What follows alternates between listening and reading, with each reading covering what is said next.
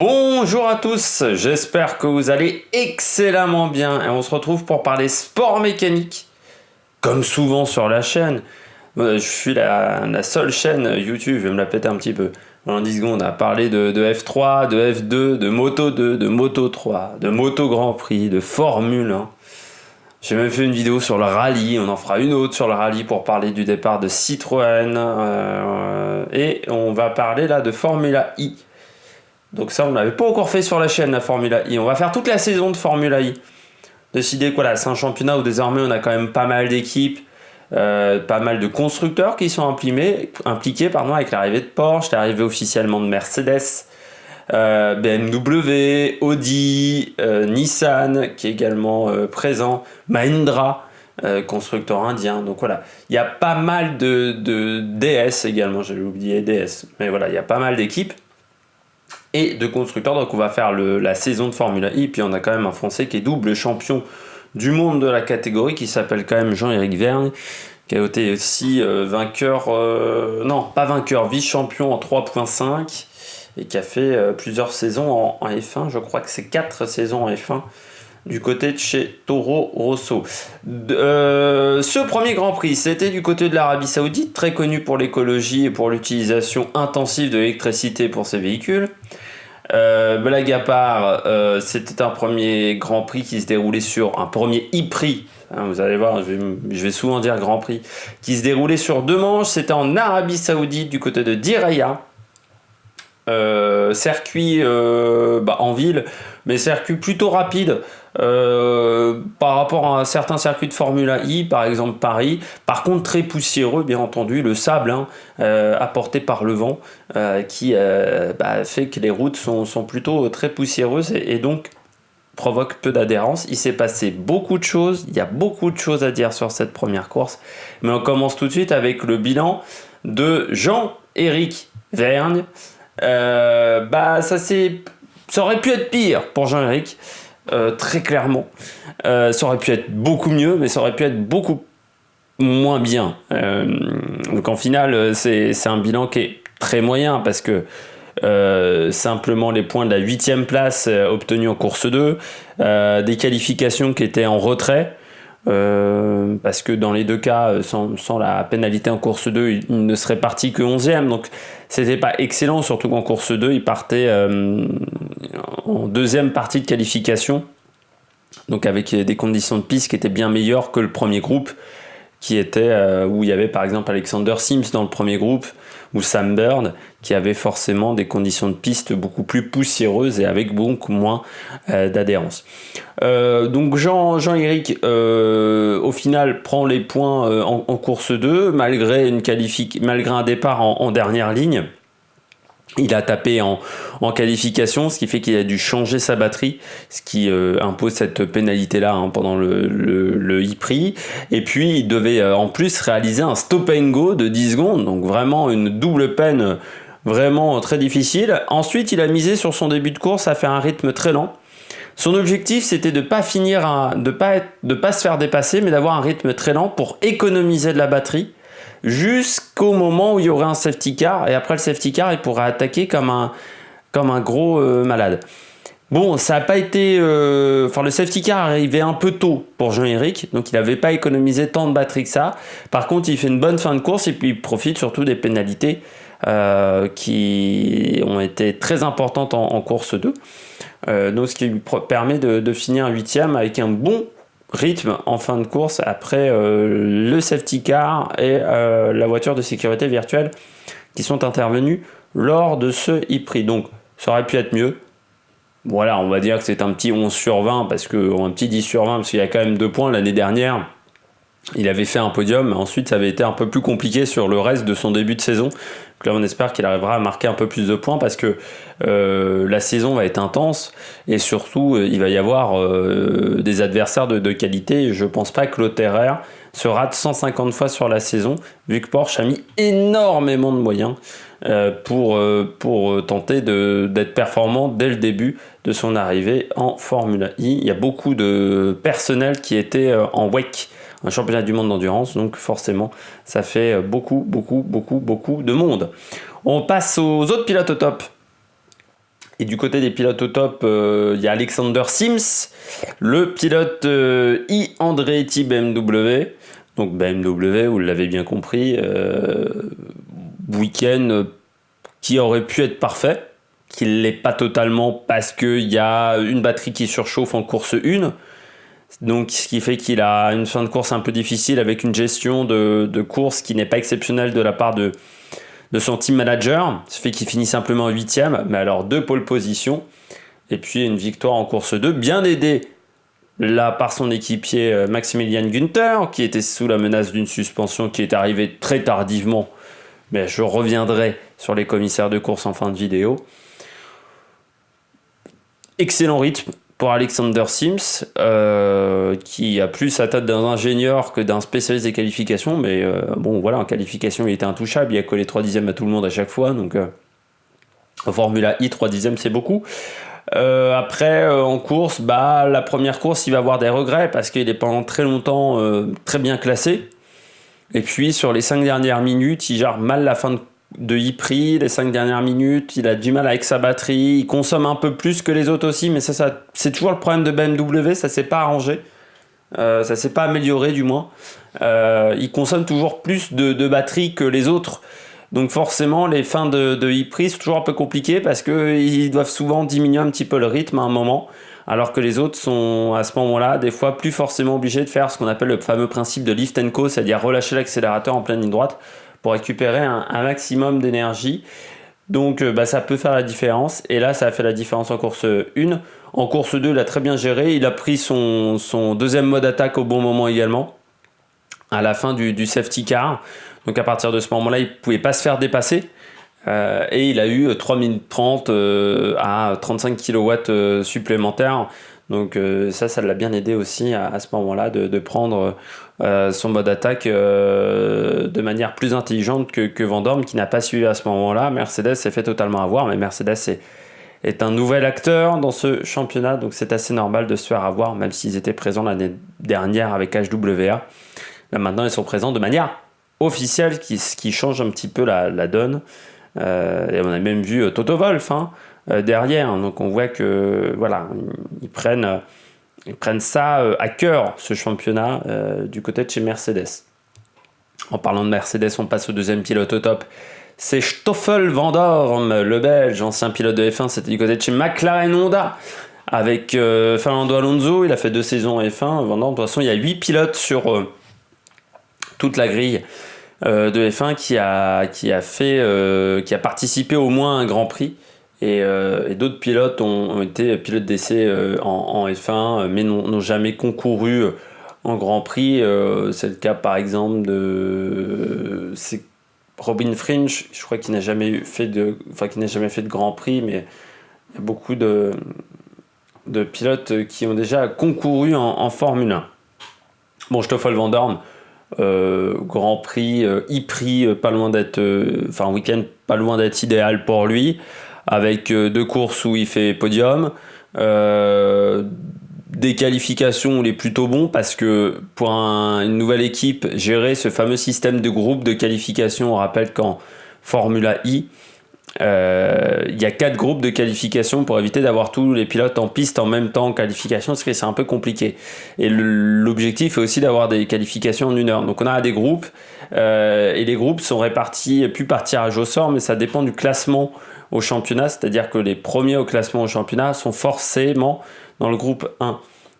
Vandoorne s'est retrouvé donc pour la qualification lors de la 2e manche en groupe 1, ce qui n'était donc pas facile à gérer pour une nouvelle équipe, et ça lui a coûté une 11e place simplement sur la grille de départ. Il était 12e en qualification, mais 11e suite à la pénalité de Jean-Éric Vergne. Ensuite, il fait un très bon Grand Prix, il remonte assez vite, il gère bien sa batterie. De toute façon, Mercedes n'a pas eu de problème de consommation de batterie pendant cet e-prix, donc ça montre que il y a aussi un bon travail effectué par l'équipe. Pas eu de soucis en termes de rythme de course. Ils avaient un très bon rythme de course, parce que Nick De Vries fait également une bonne deuxième course, alors qu'il part très très loin sur la grille de départ. Et puis après, Vandoorne, c'est un pilote qui était plutôt, je me souviens en F1, plutôt bon gestionnaire. Donc dans cette catégorie-là, où il faut gérer la batterie, c'est plutôt un avantage.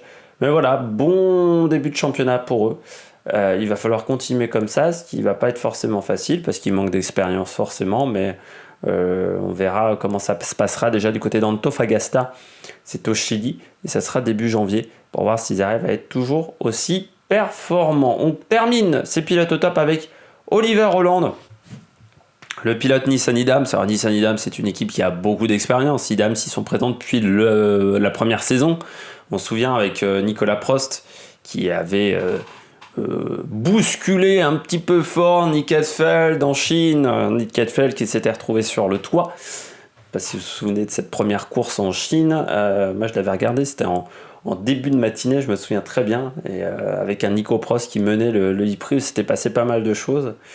Et ouais.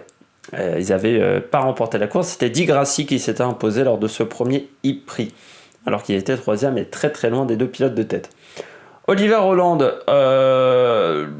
bon week-end parce qu'il est 2 fois dans les points et c'est pas arrivé à tous les pilotes.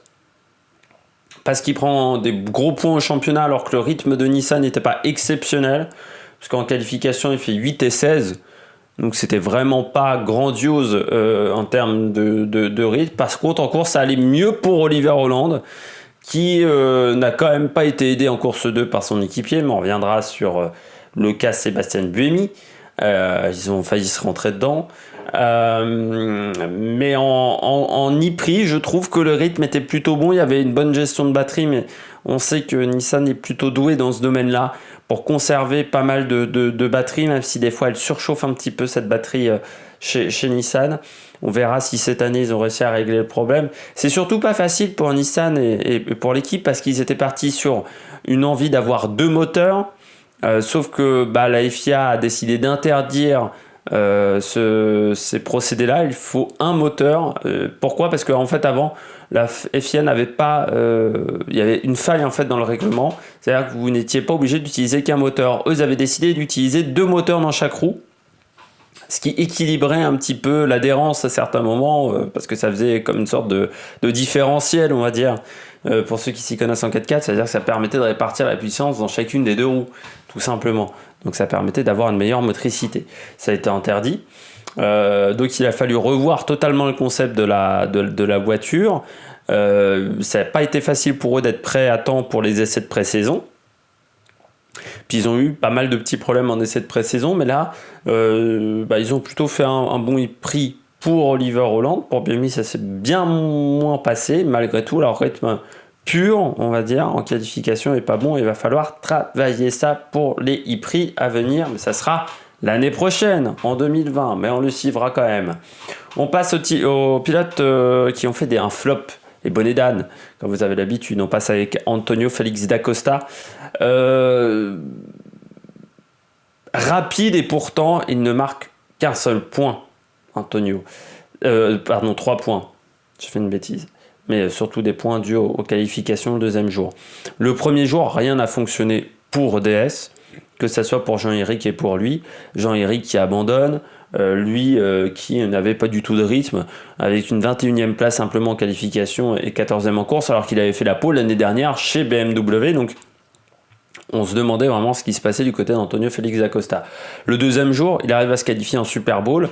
Et puis là, il fait ce qu'il fait tout le temps. C'est-à-dire que c'est un pilote qui mentalement est pas très très fort. Et donc il a surconduit, surpiloté, ce qui fait qu'il fait une erreur dans son tour de Super Bowl. Donc il part que 5e sur la grille, ce qui n'est pas exceptionnel. Alors qu'il était le seul qui pouvait lutter, je pense, face à Alexander Sims. Et puis après en course, là encore les mêmes erreurs. Il surconduit, il surpilote, il fait des erreurs, il se prend des pénalités. Et puis à la fin, ça fait que 3 points au championnat. C'est maigre alors qu'il avait un très très bon rythme. Et puis surtout, ça m'inquiète par rapport aux courses à venir. Parce que là, chez Techeetah, on sent que Jean-Éric Vergne, c'est un pilote calme, c'est un pilote qui est performant, mais Félix da Costa, je suis pas sûr qu'il ait pris la mesure de sa voiture et qu'il ait pris surtout la conscience qu'il était dans un gros team. Mais déjà l'année dernière, il n'avait pas pris ça en conscience et c'est pour ça qu'un petit peu BMW n'était pas triste de s'en séparer. Parce que voilà, il avait fait beaucoup de fautes dans la saison alors qu'on comptait sur lui chez BMW pour jouer le titre. Et là, cette année, j'ai peur que ça soit un petit peu la même chose parce que dans toute sa carrière, Antonio Félix da Costa, il nous a jamais montré qu'il était très intelligent. Et ça a toujours été son grand problème. On va voir ce que ça donnera dans les e-prix à venir. Sébastien Buemi, lui pourtant, c'était un pilote qui nous montrait souvent qu'il était très intelligent, très performant, et pourtant ça s'est pas très bien passé pour Sébastien Buemi avec simplement 0 point, simplement, surtout. Alors certes, une première ligne en course 2, alors son Grand Prix a été catastrophique avec un tête à queue au bout de 10 minutes de course, je crois, même pas 5 minutes de course pour le... Non, ça c'était le premier jour. Le tête à queue, j'ai pas noté, mais ça devait être 10 minutes de course à peu près au niveau du tête à queue. En plus, pour un pilote d'expérience comme lui, il redémarre en plein milieu du peloton, ce qui est vraiment très dangereux. Il aurait pu découper son équipier Oliver Holland qui entamait sa remontée. Et puis après, ça a été un Grand Prix un petit peu dans l'indifférence générale, après avoir pris sa pénalité. Il était derrière. Très clairement, il n'avait pas de rythme. Et le premier jour, c'était pareil. Il n'avait pas de rythme sur les 2 premiers tours. Il avait perdu pas mal de place, mais après, il a abandonné. Donc peut-être qu'il avait un problème technique sur sa voiture. Au final, ça fait déjà beaucoup de points de perdus sur les hommes de tête. Et ouais, c'est un joker de griller, très clairement. Il va falloir maintenant qu'il cravache dur pour remonter au classement. Il n'a pas dit adieu encore au championnat, mais il va falloir quand même pas faire ça lors du prochain prix au Chili, parce que sinon, là, le championnat, ça sera mort, très clairement. Et puis on finit avec Felipe Massa. Enfin, on finit, vous voyez, il y a encore 2 petits coups de gueule après derrière. Felipe Massa, chez Venturi, il a fait un mauvais week-end, 0 point lui aussi, 17 en qualif en course 1, 12 en course, 15 en qualif en course 2, 17 en course, très loin des performances de Mortara qui étaient dans les 2 fois dans les points, dans le top 8, même Mortara sur les 2 courses. Week-end très difficile, mais comme depuis l'année dernière en Formula I, je suis pas sûr qu'il prenne énormément de plaisir. Il faudra lui poser un jour la question parce que c'est quand même pas des saisons faciles qu'il vit, totalement dominé par Mortara. Et puis, j'ai pas l'impression qu'il se soit familiarisé avec la conduite en Formula I, qui est assez particulière et qui surtout ne convient pas forcément au pilotage de Massa, parce que Massa était plutôt connu en Formule 1 pour avoir un pilotage on-off. C'est même ce qu'on lui reprochait chez Ferrari, c'est-à-dire soit il appuie à fond sur l'accélérateur, soit il a le pied totalement retiré de l'accélérateur. Il ne sait pas ce que ça veut dire une moitié d'accélérateur, par exemple. Il ne sait pas vraiment doser son accélérateur. Et en Formula I, c'est ce qu'on demande, parce que la voiture électrique, contrairement à un moteur essence, le couple arrive tout de suite. C'est-à-dire que la puissance dans les roues, pour traduire, pour faire simple, pour les gens qui ne connaissent pas trop l'automobile, arrive tout de suite. Donc la motricité n'est pas facile à gérer, donc il faut savoir gérer son accélérateur pour, on va dire, gérer la puissance à un minimum. Et ça, il ne sait pas vraiment le faire, Felipe Massa. Et puis en plus il se fait dominer par son équipier, donc vraiment mauvais week-end, avec une pénalité en plus en prime. C'est un début de championnat très difficile pour Massa, et j'ai l'impression que cette saison, sa 2e saison pour lui, va ressembler beaucoup à la première, même si on attendra la suite de la saison pour tirer des conclusions de manière un peu plus définitive. On finit avec 2 petits coups de gueule. Alors déjà, moi j'ai un coup de gueule contre les commissaires de piste et les pénalités. Les commissaires de piste, parce qu'on a failli avoir une catastrophe en course 2 avec une grue qui était toujours sur la piste quand on a fait repartir la course, et ça c'est pas normal. C'est-à-dire qu'il y a eu un problème de communication entre la direction de course et les commissaires, et ça devrait pas arriver en 2019 en F1, quand on a connu le drame Jules Bianchi, enfin en Formula I, mais même quand on a connu le drame en F1 Jules Bianchi. On sait que quand il y a une grue, il faut faire très attention, parce qu'il peut y avoir des catastrophes. Et donc, tant que la grue est sur la piste, le safety car est là, et bien là, ils n'ont pas fait attention. Et puis, je voudrais passer un 2e coup de gueule. Ça, c'est sur Eurosport. Il faut savoir que j'ai décidé de comparer un petit peu la manière dont on traitait la Formula I sur Eurosport et sur Canal+ Sport. Donc j'ai regardé le premier jour sur Eurosport, le 2e jour sur Canal+, j'ai regardé les qualifs et la course à chaque fois dans les 2 cas. Et autant sur Canal+, on comprend tout, enfin on comprend la majorité des choses et surtout on arrive à comprendre les problèmes de batterie parce qu'ils traduisent tout simplement ce qui se passe dans la radio et puis ils essayent de connaître un petit peu les informations et puis ils ont lu le règlement avant. Et du côté d'Eurosport, Olivier Panis, je sais pas qui est le journaliste à côté d'Olivier Panis, mais alors, des quiches, des brels, très clairement, il n'y a pas grand chose d'autre à dire. C'est-à-dire que quand on lit pas un règlement avant le début d'un championnat, on peut pas expliquer les choses aux téléspectateurs. Il y a un point du règlement qui a changé cette année. Un des principaux points que moi je savais, alors que je suis pas non plus de manière hyper attentive à la Formula I. Le point de règlement, c'est que dès que vous êtes sous safety car, toutes les minutes, vous perdez 1 kW dans votre batterie. Eh ben les mecs, chez Eurosport, ils ne connaissaient pas ce point de règlement. Ils ne connaissaient pas non plus le système de fan boost. Les puissances en kilowatts, ils les connaissaient pas parce qu'ils nous ont dit des conneries. Enfin, ils m'ont dit des conneries pendant toute la course 1. Ils disaient 50 kW, alors que 50 kW, c'est le fan boost, c'est pas le mode attaque. Le mode attaque, c'est 35 kW. Il y a eu plein d'erreurs pendant toute la retransmission. En plus, ils sont pas hyper dynamiques et t'arrives pas à comprendre ce qui se passe en piste avec eux. Donc, les mecs, je suis disponible. Prenez-moi sur Eurosport, mais surtout, conservez pas Olivier Panis. Olivier Panis, je sais pas pourquoi on le garde en tant que consultant, parce que certes, il a été très très bon en Formule 1, vainqueur du Grand Prix de Monaco. C'est le dernier pilote de F1 français à avoir gagné un Grand Prix, c'était en 96 à Monaco. Mais en tant que consultant, c'est une brêle, il faut le dire.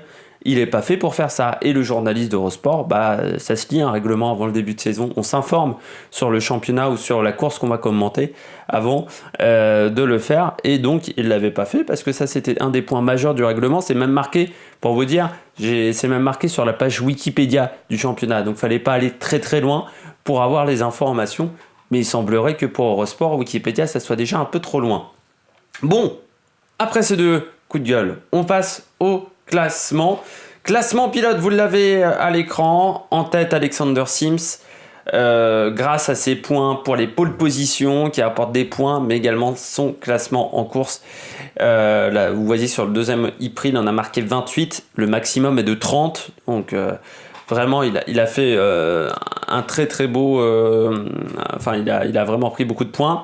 Deuxième, Stoffel Van Dorn à 5 points, donc très régulier le pilote belge. Et puis troisième, Sam Bird qui a remporté la première course, mais qui a dû abandonner lors de la deuxième course du week-end. Ensuite, pour nos amis belges et nos amis francophones, de toute manière, on retrouve Eduardo Mortara, le Suisse, 7e, puis Jean-Éric Vergne, 12e, Jérôme D'Ambrosio, 15e, et Sébastien Buemi, donc comme je vous l'ai dit, n'a pas marqué de points sur ce e-prix. Et puis on va passer au classement constructeur. Vous l'avez également à l'écran, c'est Mercedes qui est en tête devant Virgin Racing, donc l'équipe de Sam Bird. Ensuite Andretti, BMW, puis Audi, Nissan, Porsche, Venturi, Jaguar, Techeetah, Mahindra, Dragon et NIO. NIO qui n'a pas marqué de points, mauvais week-end pour NIO. C'est une équipe qui a peu de moyens, l'équipe chinoise, et qui en plus n'a pas une voiture exceptionnelle pour le moment en ce début de saison. Ils auraient pu marquer des points grâce à Turvey, je crois, en course 2, mais ça ne s'est pas fait. Et puis leur deuxième pilote, c'est McIndoe, qui n'a jamais été un très très grand pilote, que ça soit en Formula I où il avait été viré, je crois qu'il a fait du GP2 aussi lui, mais il n'a jamais été dingue.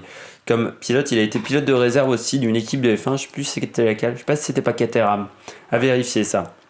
Mais ça n'a jamais été un pilote exceptionnel, McIndoe. Eh bien, j'espère que vous avez aimé cette première vidéo sur la Formula I. Donc, comme vous avez compris, on se retrouvera au mois de janvier pour parler de la deuxième course au Chili du côté d'Antofagasta. Pour le programme pour la Formula I, il y a certains e-prix qui tombent en même temps que la MotoGP, d'autres en même temps que la Formule 1. Donc, forcément, il y aura un décalage sur le traitement de ce championnat, mais je le ferai toujours dans la semaine. Enfin, j'essaierai de le faire dans la semaine ou au moins le week-end d'après. Pour parler des courses, mais je débrieferai toutes les courses une par une. Désormais, je ne fais plus des groupements de courses comme j'avais fait cette année pour la Moto 2, la Moto 3 ou la F2 et la F3. En passant, on fera le bilan de la Moto Grand Prix équipe par équipe, le bilan de la Moto 2, de la Moto 3, et également de la F2 et de la F3. Mais la F2, j'attends la fin de saison du côté d'Abu Dhabi. N'hésitez pas à vous abonner, n'hésitez pas à mettre un pouce bleu, n'hésitez pas à réagir dans les commentaires. Et puis nous, on se retrouve pour de nouvelles aventures sur la Make Production. Ciao, ciao!